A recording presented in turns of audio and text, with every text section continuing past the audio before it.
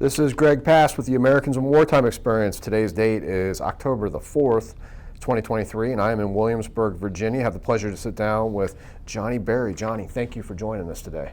You're welcome. Can you tell us your full name and where you were born? Oh, my full name is Johnny Darrell Berry. I was born in Washington, D.C. Okay. And any military veterans in your family? I have an uncle. He's buried at Arlington Cemetery. What was his story? What branch of service was he in? He was in the Marine Corps. All I know is that he was wounded somewhere around June 25th. I forget what operation it was during Vietnam. And when he was retired, I think he was a sergeant. And Gotcha. he's buried. He was awarded some things, and so he's in Arlington National Cemetery. Gotcha. Yeah. So, what led you into military service? I was basically a young Marine. I was in Boy Scouts. I liked order, discipline, a little OCD. Was looking for something to do in 1977 because unemployment rates were very high. And I wanted something that had a guarantee that I would retire, and I've always been a forward thinker, just looking out for my future. And then it was something that I thought would adapt to me very well. And all the branches, why did you pick the Marine Corps? I picked the Marine Corps because they seemed to have the most discipline, and at that time, swashbuckling adventure young people are looking for, tanks jumping in mud, all types of things. I was an athlete in high school and did artwork and I did all the things young teenagers do, and I was very impressed by the Marine Corps and their dazzling uniform. And how old were you? 17. 17. What year was this? That was 1977. 1977. All right, so when you went and met with a recruiter, what kind of conversations did you have with him? What kind of MOS was he going to try to put you in? Okay, now we're asking for me to go back quite a ways, and I don't do that too well. What was your specialty? What would you land in? I was a student at the time in Duke Ellington School of the Arts, and that was for visual arts. But my family always had said that I would be an artist, and I was like that young man trying to get away from that. So I saw a video, and oddly enough, I ended up in those areas. The video was called Take Up the Challenge, and it showed tanks and things like that. And I said, I want to do that. And so when I first went in, I was a 1811, a tanker, a crewman. So where did you go to boot camp at? Parris Island, South Carolina, 3rd Battalion. What kind of recruit battalion? What was that experience like for you? It fit me like a glove. Did it really? Yeah. You enjoy it? I had to say yes, sir, no, ma'am, and those are the type of things I grew up around. That's what my mom required in the home. I understood that some of the things I say are kind of controversial. So I understand that it was a brainwashing technique. They want to strip everything away from you and then develop you into what they want you to be. And that was right down my line. My laundry number was number 5. Just discipline, obedience to orders, marching. I excelled very well in boot camp. I went in on an open contract for 3 years. Was a platoon leader, got promoted to PFC straight out of boot camp. Then I went off to tank school. Where was that at? Tank school was in Fort Knox, Kentucky. And that was another wonderful experience. I loved it there. And from there, I got promoted to Lance Corporal.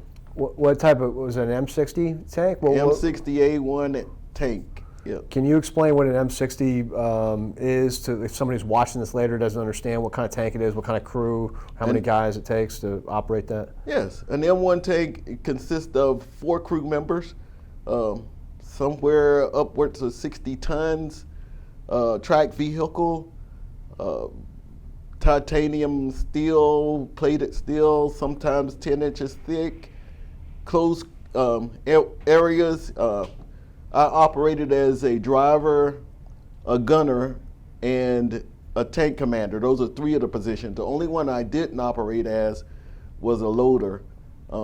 but in the cupola, the top part of the tank, you have your tank commander, your gunner, and your loader.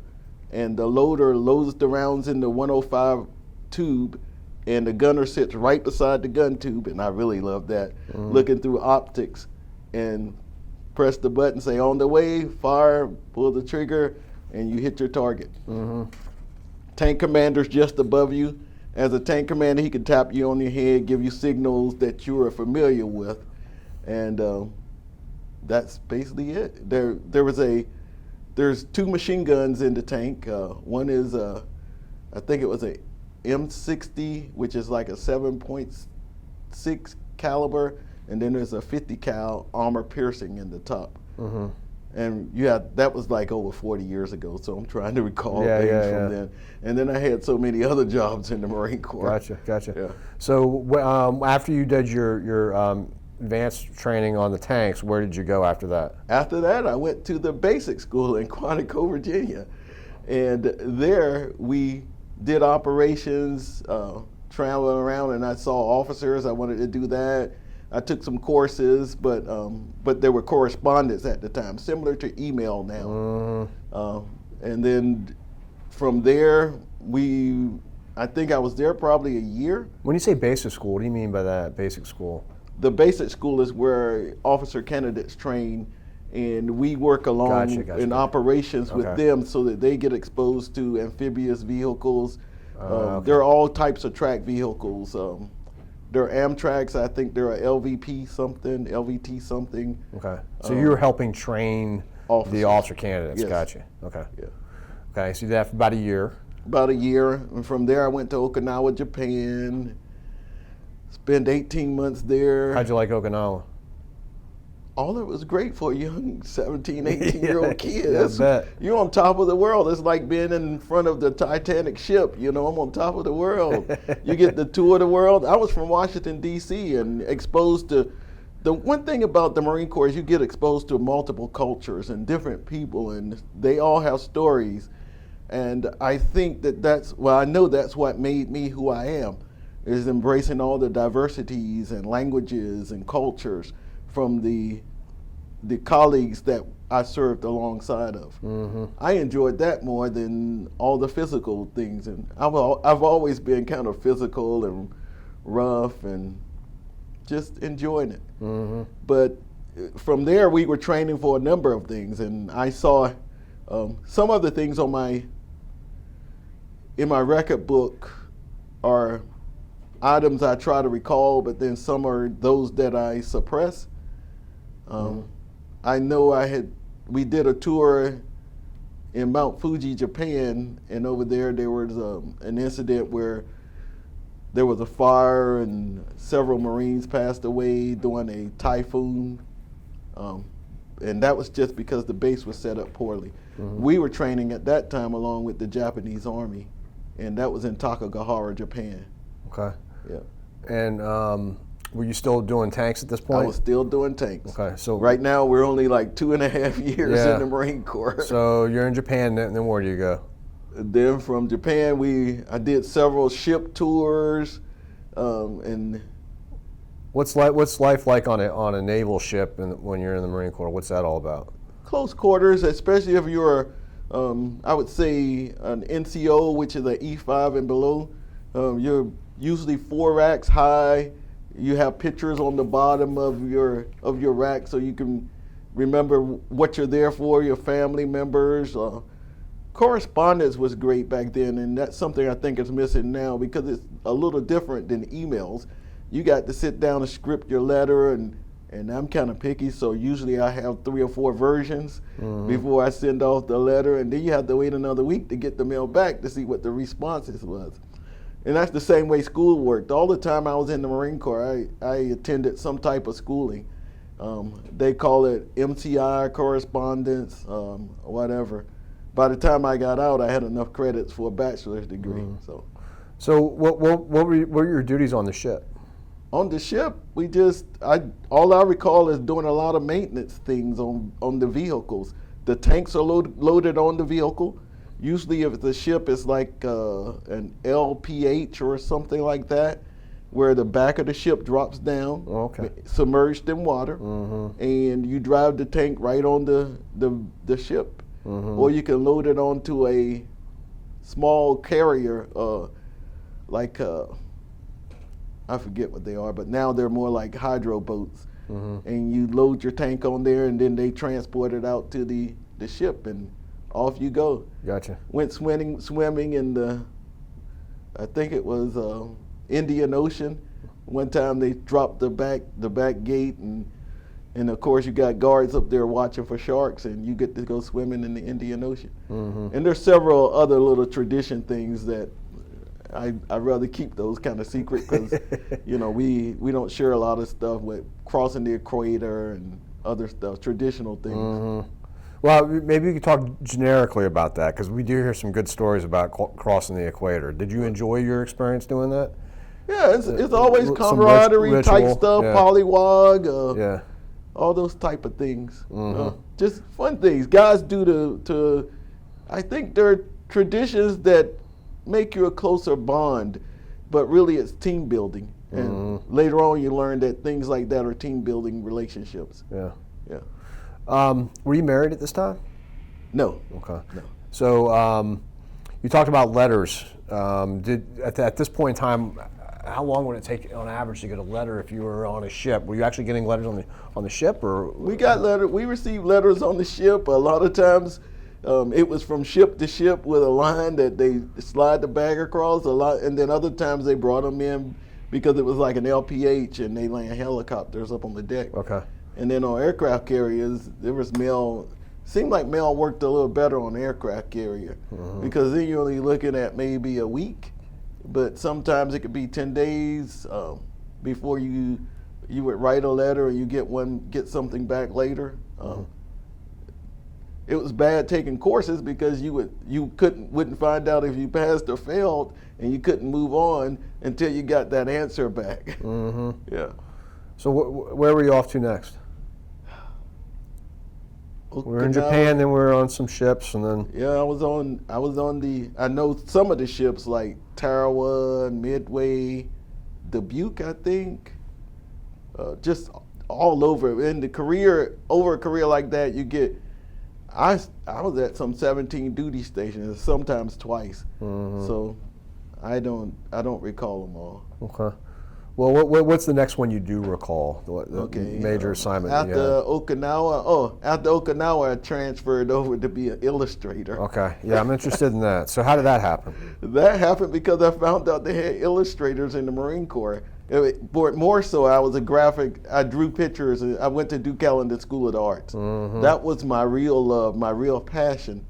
And I never really realized I enjoyed reading, but that's part of it too. And later you'll discover that through reading, you read a passage and you figure out what drawing goes best with that, or what type of equipment. And sometimes we received information on certain types of rockets and missiles, and we transcribe those into illustrations for use, most for training purposes. Okay, so like field manuals and stuff like that? Field manuals, handbooks, FM, something. And you're doing all these by hand? By hand. That's cool. Yeah, and back then we didn't have computers. Computers didn't come around used in the Marine Corps illustration until about 1980 something. And then we were all concerned about what role they would play. Most of the time we would draw the illustration in pen and ink, and then we transfer it to a cell, and then from the cell we would run it into manual. So did you have to go through a school for that? No, I went to Duke Ellington School of Arts. Yeah, but I'm talking like a military school. I had to submit a portfolio. Okay. And there may be or may not have been a school, but I think my talents were enough that I probably avoided a school. So where were you stationed when you were doing the illustrations? Well, I left Okinawa. I signed a new contract, got promoted to sergeant. By now I had been in the Marine Corps 2.5 years, and I went to Quantico, Virginia, training in an audiovisual support center. And that was my back to Quantico. At first I was at TBS, now I'm on the other side, probably about 20 miles. That's just how large the base is. And I'm on the headquarters side of the base. And I'm from Washington, D.C. So you're close to home, yeah. That wasn't a good thing either, but that's how it was. I thought it was at the time, but as a young man, I probably needed to be further from my initial environment. Yeah.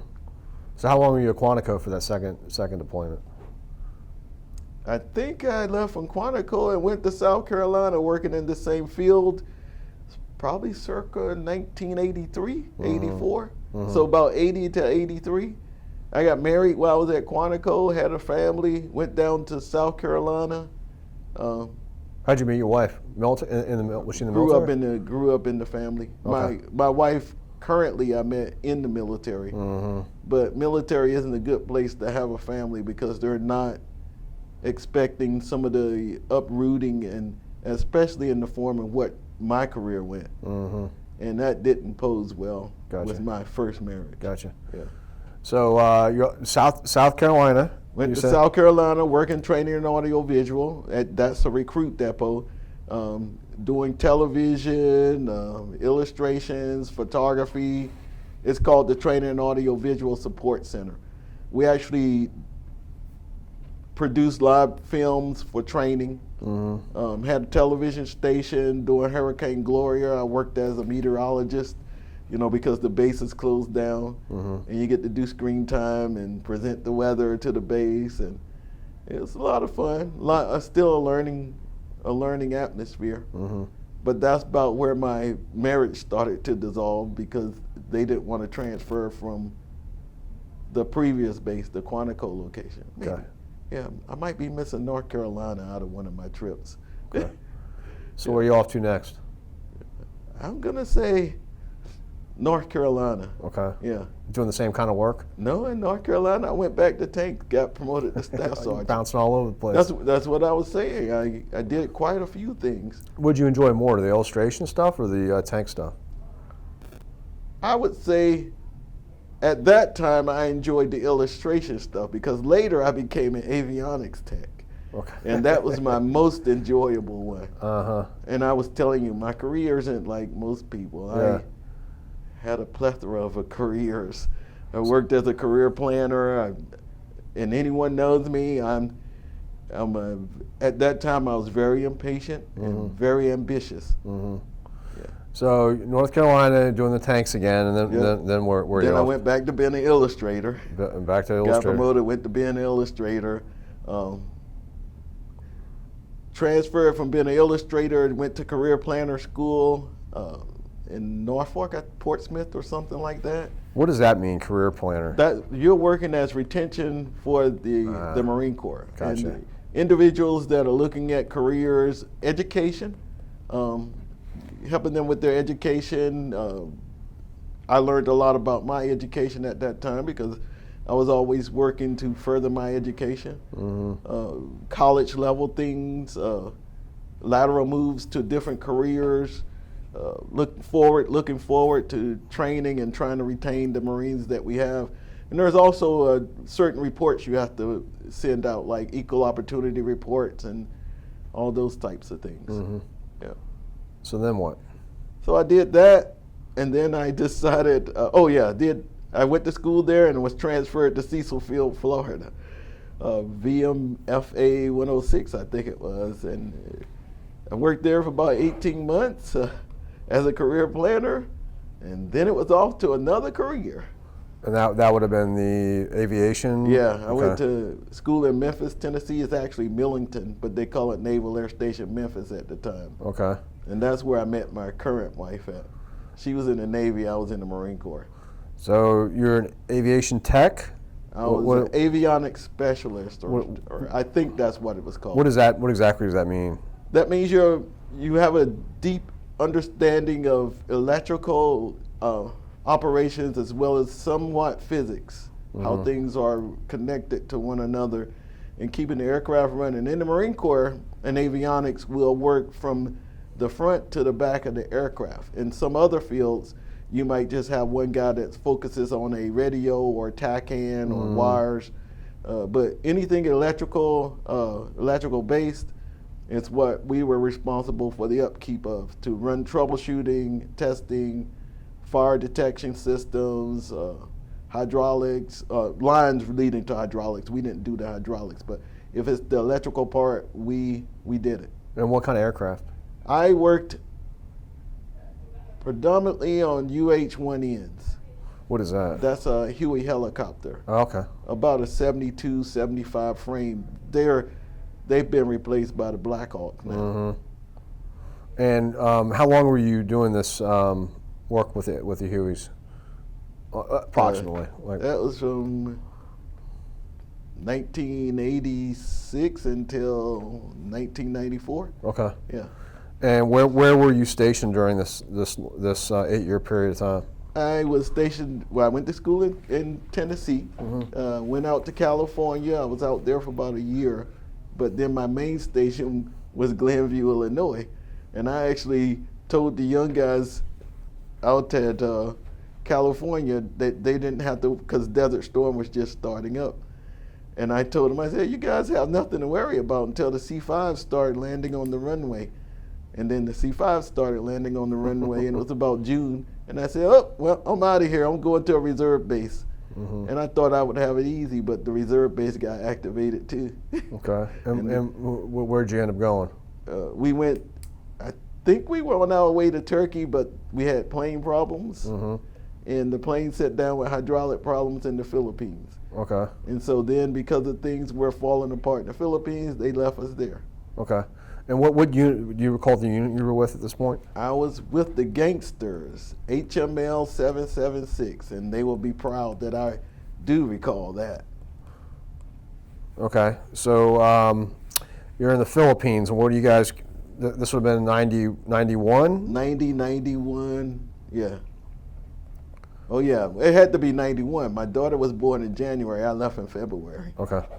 So what were you guys doing over there in 1991 in the Philippines? We were flying support and flying geologists around to the volcano to take measurements. There were a lot of seismic activities at the time there. And so you mentioned this before we started filming. You mentioned this volcano. Yeah. I was not familiar with this. Can you tell us a little bit about this eruption and your role in this? Yeah. Mount Pinatubo was one of the largest volcanic eruptions at the time. It affected weather as far as North America from the Philippines. The plume shot some 80,000 feet in the sky at the time. And that, I think it was June 15th. It was Father's Day morning on a Sunday when the final eruption occurred, when the initial final eruption occurred. But prior to that, we were flying geologists around and landing on the different little geysers so they can take readings and everything. And I never thought that that would lead to my future career after the Marine Corps. Mm-hmm. But I ended up working in science after the Marine Corps. But just flying around up there was kind of hairy. Been on the flight line. We had another typhoon coming in. Volcano erupted that morning, probably about 7 or 8. Turned darker than night. It produced its own weather system, and to the point where you could actually see lightning flowing from tree to tree horizontally. I had never seen that before in my life. How far were you from the volcano? About? I'm just trying to get an idea. I would think that Camp Clark was probably the closest to the. There's like 3 military installations right there. And they were probably the closest, and because of that, they evacuated the members from Clark Air Force Base and sent them to our location, which was Subic Bay. But the winds blew the ash over in that area, which caused the trees, everything to collapse. Flight line probably had over, I would say, 15, 16 inches of volcanic ash. Things were the ash did more damage than the volcano itself. I think there were lahars. Those are streams of water with debris and everything in it, just taking villages along the way. It was pretty traumatic. Everyone worked together. I mean, the locals were on the base. The base was like open. We were all side by side. There was no difference. We were all in the Quonset hut praying together. Mm-hmm. Yeah. So how long were you there in the Philippines? We were in the Philippines until they closed down, right up until they closed the base, September of that year. Of 91? Yeah. Okay. First, we had to get the runways clear. A lot of Marines band together and hijacked some bulldozers, and I have to be careful of some of the things I say. Yeah. And moved the ash off the flight line so we could get back to flying status. Clean the birds. Make the most dangerous thing there is intake of the volcanic ash. Mm-hmm. Yeah. For the planes and the humans. Yeah. So you're in the reserves at this point? No, I'm in the Marine Corps. I was stationed at a reserve base. Gotcha. I've been Gotcha. You're active still in duty active the whole duty? time. Okay, Yeah. gotcha. Yeah, I thought by going to Glenview, Illinois, that I would be at a reserve base and they might not get called. And reservists come in and they work, I think it was 1 month out of a year, and they work on Saturdays, Sundays, and we had Mondays off. Mm-hmm. Yeah. Gotcha. So, so you come home from the Philippines around September-ish. Yeah. Where are you off to next? Came home from the Philippines, got married, off back to Glenview. Mm-hmm. Went back to Glenview, did some more, stayed there for probably 2-3 years with the family. And then I got orders to go to Okinawa, Japan. Back to Okinawa. Okinawa, Japan, to work at the Staff Academy. That's an educational role to develop staff NCOs a little further. I was a gunnery sergeant at the time, which is an E7 in the Marine Corps. Okay. Were you able to bring your family on that? I brought my family with me, and we only stayed for a few months. Okay. Because after that, I was diagnosed with cancer, Ooh. which I think was related to Mount Pinatubo. Mm-hmm. But then a lot of other people say it could be from Camp Lejeune. So, Mm-hmm. yeah. So in that brief amount of time, did your family enjoy it? I think they did. On the day I found out that I was getting medevaced, I left my apartment. We toured around the island because I didn't think I was coming back. And they had been trying to contact me on Far East Network and telling me that I was getting medevaced. And then my wife made a noise and said that I wasn't going anywhere without them. And my whole family and I, the next day, we were off to Hawaii, Tripoli Air Base, I think, Tripoli Hospital. And I spent a couple of months in the hospital there, about 3 or 4 surgeries and a number of treatments trying to get to the mass. And then they were talking about it wasn't looking too good, so they sent me back to my place of entry, which is Washington, D.C., and I was at, what's that hospital? I don't remember the hospital name, but it's a big name hospital. It's an Army hospital. They work in conjunction with Bethesda. Okay. Yeah, and that's how my career ended, basically, in and out of the hospital. So how many years total service did you have? Active duty service at that time was 17 and a half. Gotcha. Yeah.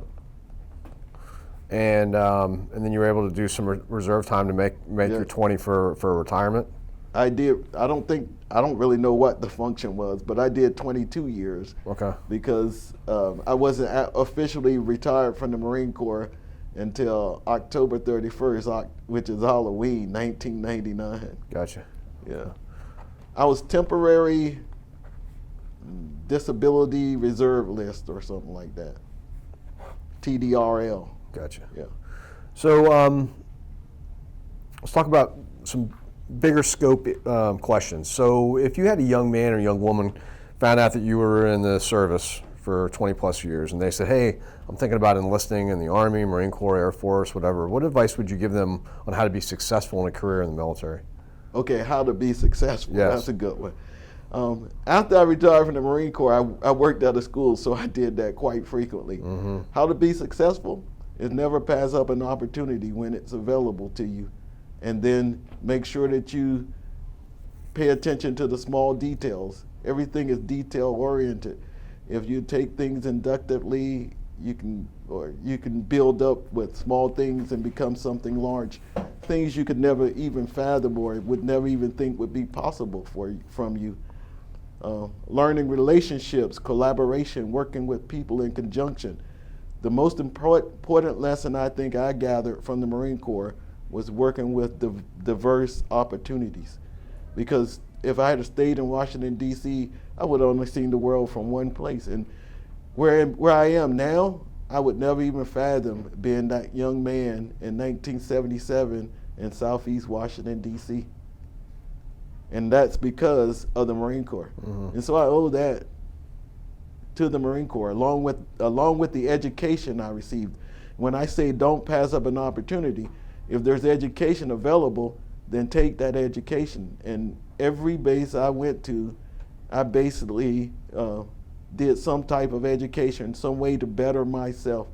Not so much for promotion to gain more money, but just because I didn't want to be complacent. I never wanted to stay in one place at one time. I was always looking for that next opportunity. I would offer a young person to be a little more stable than what I did, but I was always ambitious about moving forward. Well, you talk. So you did a lot of stuff in that 22-year period of time. Did you find that getting specialties in all these different fields? Did you find that helpful for your career? I found it very helpful. I found it related to the field which I'm in. I ended up getting a degree in physics and then science education, and then moved on to instructional technologies for a master's degree. But all of those kind of lead up because they were all along the way math and science related. Even the illustrations are geometric or number related type of things. I think that they helped me to explain things better to the young people I later came in front of to teach, and to make the world a more accepting place for all types of people. Last question for you, but this one's a doozy. Nothing's a doozy. I One- made it this this one is. far, and I haven't drank a full cup of coffee. So obviously we're filming this right now, and Yeah. we're going to send you a copy of the video in a few weeks. We're also going to send you instructions on how to submit your film to the Library of Congress for the Veterans History Project. So theoretically, your great-great-great-great-grandkids might stumble upon the video 100, 200 years from now. What would you want them to know about your service to your country? Descendants you've never met. The service to our country is something you want to be a part of, because it's always been my understanding, and I know most of the time we're talking about abroad, but if we don't do something abroad, then we may have the same little conflicts right here at your front door. And so by doing that, we're taking evasive actions to make sure that we never deal with an encounter in the U.S., such as Hawaii and the Aleutian Islands and places like that. And if you look at history, you will understand some of what I'm saying, because I never want to be faced with things that are like happening in the Ukraine right now, where you come out your front door and you're worried about going to the grocery store or walking across the street. I think military service is something that all Americans should be exposed to at some level. Even if you have special needs, there are functions that you could use that could still be helpful. And that's the way I see it. Good advice. Well, on behalf of the Americans in Wartime Experience, I thank you for spending some time with us this afternoon, and more importantly, thank you for your service. It's a pleasure to meet you. It's a Well pleasure. done. Yeah.